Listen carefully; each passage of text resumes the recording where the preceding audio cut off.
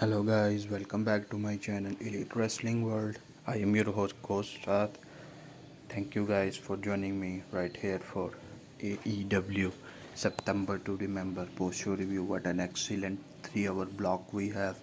Some very good great matches and the all-out card is set now and it's gonna be a classic pay-per-view. So let's get into the show. We start off with Hangman and Kyle Fletcher contract signing. Don Callis comes out with Fletcher. As we know, Callis will not be allowed at the ringside on Sunday against Hangman Adam Page. We start off with Hangman talking about his AEW World Title. Fletcher talking about he's gonna win the world title and he's gonna hold both the titles. So there is another caveat in that Hangman told that if Don Callis family gets involved in the match, Kyle Fletcher will be stripped of the TNT championship. So that is another stipulation added into the world title match and I think it's a good one. So now we have a very good title match lined up for Saturday at All Out. So Fletcher officially signed the contract and Page believe Fletcher is saying he will give everything he has and it won't be enough because Fletcher does with the with that feeling will define him. He says that when the match is set and done, you will say my full name. So again, very good contract signing, and I think it's gonna be a banger of a match on All Out. After that, we got Jon Moxley versus Roderick Strong, a match, a very good quality, hard-hitting match, and Daniel Garcia was there to show his association with the Death Riders, but I think it could be a ruse for the time being. And for now, he is loyal to the crew, and as we know, with all the Death Rider matches, Utah with the assist for the win for Moxley with a bulldog choke and Strong tapped out. So again, this match is the continuation of Jon Moxley versus Darby Allin coffin match. After that, we get a video footage of MJF outside of Tony Khan's office after collision last week, telling him he screwed MJF at Forbidden Door, changing the casino gauntlet contract rules, and MJF wants out of this tables and taxis match. Khan take him out of this, screamed at him and just denied him, but MJF isn't to blame when there's another Briscoe in the ground after Saturday, he told Tony Khan. So this is gonna be a very hard hitting and good match. After that, we got Bobby Lashley versus Toa Liona, the battle of behemoths. Oh my god, what an excellent hard hitting match that was. I thought this was Leona's best showing in AEW so far, as he held his own and controlled a ton of this match. If you still wondered if the Hurt Syndicates are heels or faces, they were super baby faces tonight in Canada. And I think both guys looked very strong. MVP popped Ricochet with a right hand, with Khan was decked with a Benjamin thrust kick.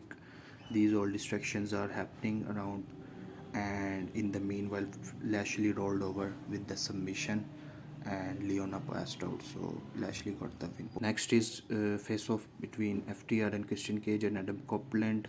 Tony Schumer introduces Adam Copeland. He got a good reception. Christian Cage, he got a good reception. FTR, they got booed out of this building. Stockley took the mic and said if they touch hardwood or Wheeler, it's $100,000 fine. So Stockley told Copeland and Christian that the family won't see them compete in their hometown if they put their hands on him. So FTR gets the first speak. Wheeler talked about his journey starting at 209. Dax talked about how they wrestle all the greatest tag teams like Enzo and Cass, Gable and Jordan, Gargano and Ciampa, Bucks, Bullet Club Gold, Outrunners. For Copeland and Christian, this is a dream match, but Saturday don't force them to end theirs. Copeland get the mic, he talked about how he's gonna finish FTR here Then Christian gets the mic. Christian says uh, he had it. Christian took the mic and said, "With $5,000, Stokely might be able to actually get some horse." So he says he's rich and just smash the mic on Dak's face, and we got a brawl. Scotty was beaten up. Cage laid one out with a kill switch, and FTR and Stokely retreated. So again, very good face to face, and think this is gonna be a classic at all. Got Young Bucks versus Bang Bang Gang, a four-way ladder match qualifier. The duo of Robinson and Gunn have continued to improve and make the best of their group, because we know Colton and Jay White is injured, so they are doing very good on their own. The story of Nick blowing through the money they won last week, while Matt wants it to keep, it's not, is very good way to use that money. So I think that is good. Very good classic tag team match. As we know, Bucks don't have bad matches, and in the end, Nick Low bridge Gunn to the floor as the Bucks manage a mental driver to get the win. So they qualified for the ladder match. Next is Beast Mortos versus Mascara Dorada, unified title order qualifier. A wild lucha clash, as these two are moving so quickly.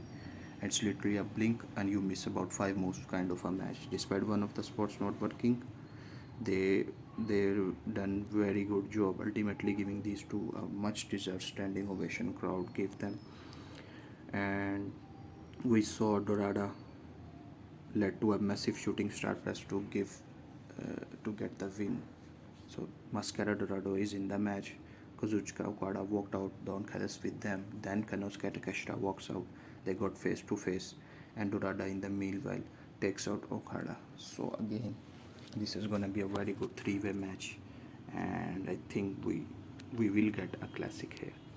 Next is Timeless Tony Storm with the spotlight. He talks about his belt collectors, the forever champions, the all the stuff she has beaten in the last 7 months, but she thought there could be a time that she could lose this. Jamie Hatter walks in. She talked about how they both have history. Chris Statland walks in, questioning her resume, puts her in the title match, and all this stuff. And after that, Tekla music sits and a brawl broke out. So again, this match, four-way match, is gonna be predictable, I think, but it could be very good. Just Tekla and Koina Minata in a no holds barred match, very hard hitting match, and these two worked really well. I thought they got great chemistry, so I think it's gonna be a long feud down the road as well. Tekla hit a thumb stop into the chair despite Aminata almost narrowly kicking out, and she got the win. Tekla got the win. Tekla took the mic, calls out Tony Storm. Jimmy Hater ran out. Chris Statlander shows up.